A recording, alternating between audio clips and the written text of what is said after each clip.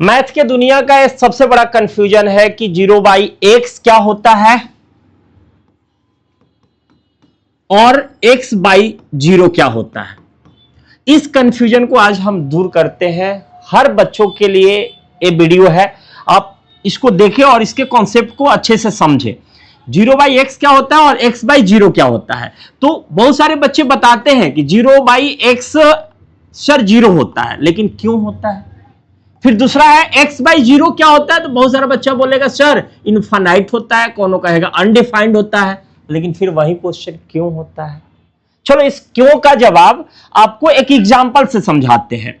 क्यों का जवाब एक एग्जांपल से समझाते हैं। आपका एग्जांपल लेते हैं कि x क्या है, यहां पे प्यार से एकदम समझो। x यहां पे क्या है, एनी नंबर है, कोई एक संख्या है, एनी नंबर है, कोई एक संख्या है। तो हम एग्जांपल में कोई एक संख्या ले लेते हैं, जैसे कि 0/x का वैल्यू ले लेते हैं 2।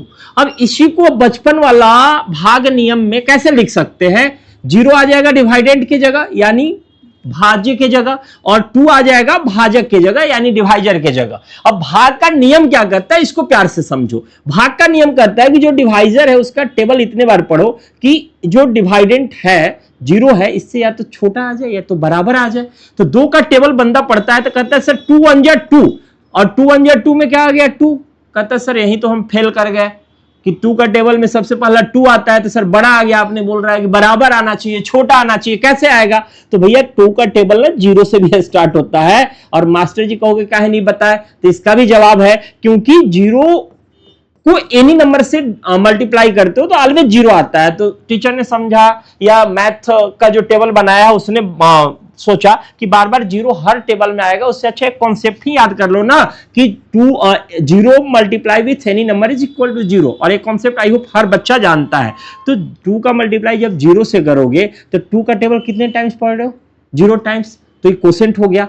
और यहां पे क्या लिखोगे, आंसर 0। क्लियर है सर। तो यानी जब रिमाइंडर यहां क्या आ जाएगा 0, और जब किसी भाग के क्वेश्चन में रिमाइंडर 0 आ जाए तो उसका आंसर हो जाता है क्वोशिएंट, और क्वोशिएंट यहां पे क्या आया है 0। इट मींस इसका मतलब निकल कर क्या आया कि इस क्वेश्चन का जवाब यानी 0/2 का जवाब 0 होगा।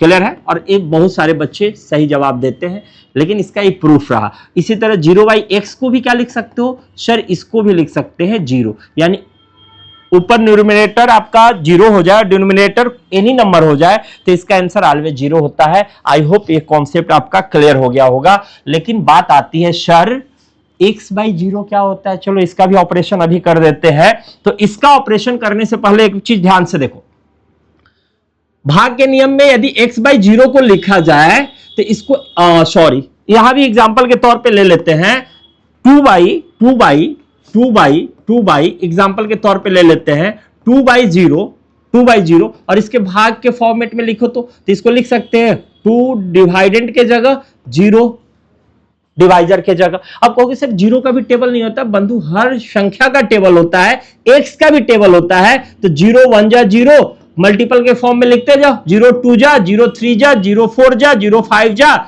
जहां तक तुमको जाना है वहां चले जाओ। इसका भी आंसर 0, इसका भी 0, इसका भी 0, इसका भी 0, इसका भी 0। बोलो हाँ या ना, बोलोगे बिल्कुल सर। अब यहां पे ध्यान से बहुत छोटा छोटा चीज बता रहे हैं। अब 0 का टेबल पढ़ोगे तो एक बंदा कहेगा सर 0 1 जा 0, मेरा 1 टाइम पढ़ रहे हैं और यहां 0 आ रहा है। दूसरा का बंदा कहेगा नहीं सर हमने 0 का टेबल 2 टाइम्स पढ़ा है, मेरा क्वोशिएंट 2 है। एक बंदा कहेगा नहीं सर 3 है, और एक बंदा कहेगा नहीं सर 4 है। ऐसी आपको क्वोशिएंट इनफाइनाइट टाइप से अलग अलग आते रहेंगे।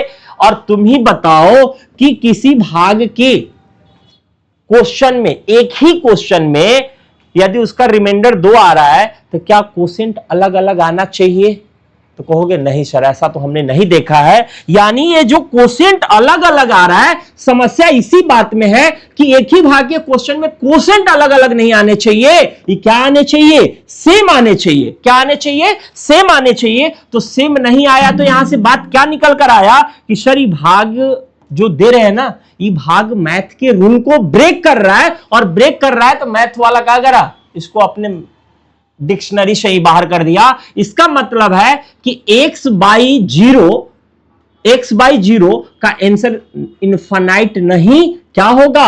अनडिफाइंड, क्योंकि मीनिंगलेस है, अपरिभाषित है, अनडिफाइंड है। तो आज से अपने डिक्शनरी में ऐड कर लो कि x/0 इज अनडिफाइंड होता है, तो 2/0 भी क्या हो जाएगा? अनडिफाइंड ही हो जाएगा। क्लियर है? तो आई होप आज एक कॉन्सेप्ट है आपको हमेशा के लिए क्लियर हो गया होगा। जय हिंद। Thank you everyone.